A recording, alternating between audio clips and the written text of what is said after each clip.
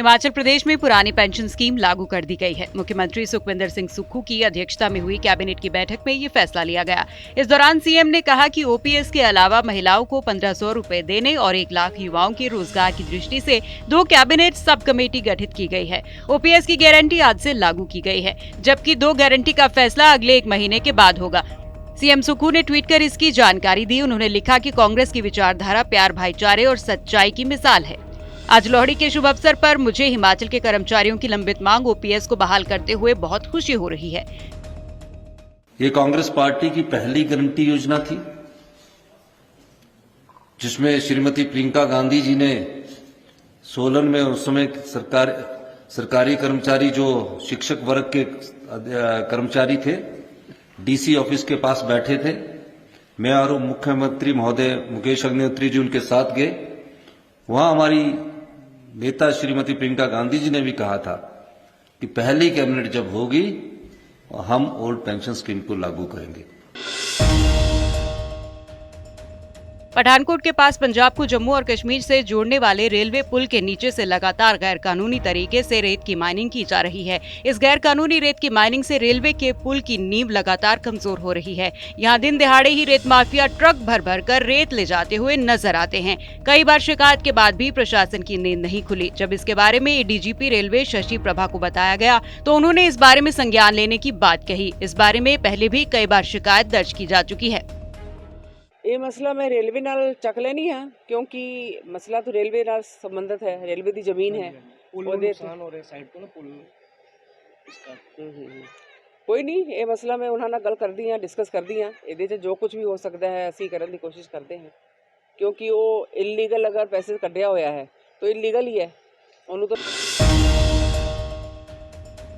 चंडीगढ़ में पंजाब बीजेपी अध्यक्ष अश्विनी शर्मा ने पार्टी वर्करों की बैठक बुलाई और कई मुद्दों पर चर्चा की। मीडिया से बात करते हुए अश्विनी शर्मा ने कहा कि राहुल गांधी की यात्रा एक राजनीतिक यात्रा है और राहुल का एक ही इंटरेस्ट है और वो है राजनीति। की आस्था कहां कहां है सबको पता है। वो उनकी आस्था केवल और केवल राजनीति में है। ये मंदिर जाना, जनेऊ डालना, ये केवल चुनाव के समय वो करते हैं। और लेकिन उनका व्यक्तिगत निर्णय रहते हैं, वो कहाँ जाते हैं कहाँ नहीं जाएंगे ये वो लोग तय करें। लेकिन पंजाब के अंदर आने से पहले अगर पंजाबियों से क्षमा याचना कर ली होती तो मुझे लगता अच्छा रहता।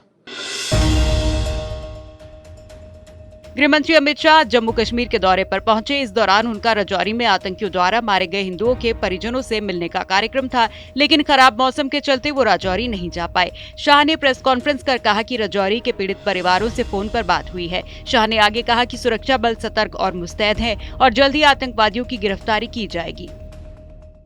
सिक्योरिटी एजेंसीज के सभी पहलुओं पर और सभी प्रकार की जितनी भी एजेंसियां जम्मू कश्मीर के सुरक्षा के लिए जिनकी भूमिका है, वो सभी एजेंसियों के साथ विशेषकर जम्मू क्षेत्र के सुरक्षा के इंतजाम को लेकर एक डिटेल बैठक हुई है। आने वाले दिनों में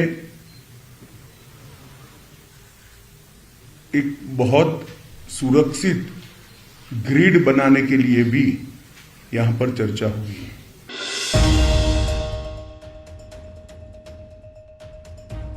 हरियाणा के मुख्यमंत्री मनोहर लाल ने सांसद और दिग्गज नेता शरद यादव के निधन पर शोक प्रकट किया। मनोहर लाल दिल्ली स्थित शरद यादव के घर पहुंचे और उनके परिवार के प्रति संवेदनाएं व्यक्त की। इस दौरान सीएम मनोहर ने शरद यादव के भारतीय राजनीति में योगदान को भी याद किया। राजनीति में भी विभिन्न विचारधारा के लोगों को साथ लेकर के चलने में सक्षम होते हैं और मैं समझता हूं कि इनकी लोकप्रियता इसी से अंदाज़ा लगाया जा सकता है कि एकमात्र ऐसे नेता है कि जो 3 प्रदेशों से लोकसभा का चुनाव जीत करके पार्लियामेंट में गए हैं। चाहे वो मध्य प्रदेश हो, उत्तर प्रदेश हो, बिहार हो, तो एक ऐसे सुलझे हुए नेता हमारे बीच में से चले गए हैं। मैं अपनी ओर से हरियाणा सरकार की ओर से उनको श्रद्धांजलि देता हूँ, प्रभु से प्रार्थना करता हूँ कि उन्हें अपने चरणों में स्थान दें।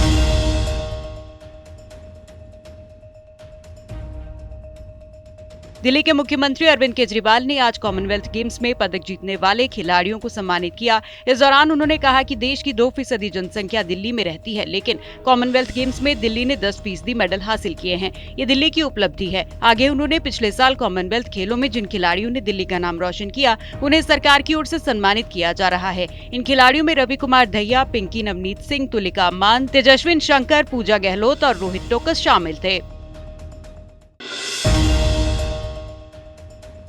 दिल्ली के उप मुख्यमंत्री मनीष सिसोदिया ने प्रेस कॉन्फ्रेंस कर बीजेपी पर जमकर निशाना साधा। इस दौरान उन्होंने कहा कि दिल्ली गवर्नमेंट स्कूल्स का रिजल्ट 75% से 99% लाने में टीचर्स का महत्वपूर्ण योगदान रहा है। टीचर्स की IIM में और 1100 प्रिंसिपल्स की सिंगापुर, फिनलैंड जैसे देशों में ट्रेनिंग करवाई गई है, लेकिन बीजेपी गंदी राजनीति से सर्विस डिपार्टमेंट पर कब्जा करके वो भी रुकवाने की कोशिश में है।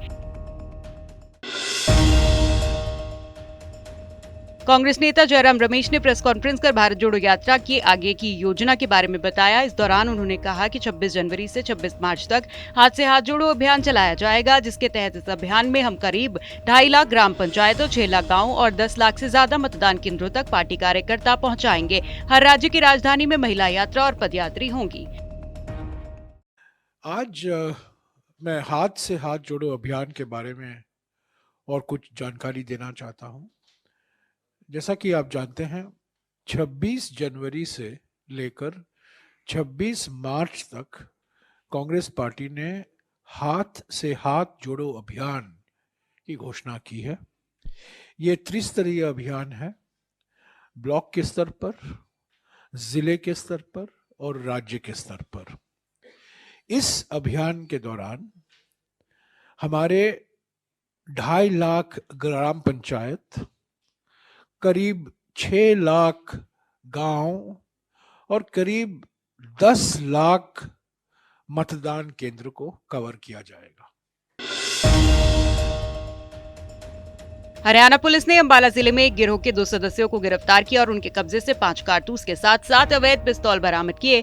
हरियाणा पुलिस के प्रवक्ता ने जानकारी साझा करते हुए बताया कि गिरफ्तार आरोपियों की पहचान अंबाला कैंट निवासी बंधन शर्मा और अमन सोनकर उर्फ बॉन्ड के रूप में हुई है।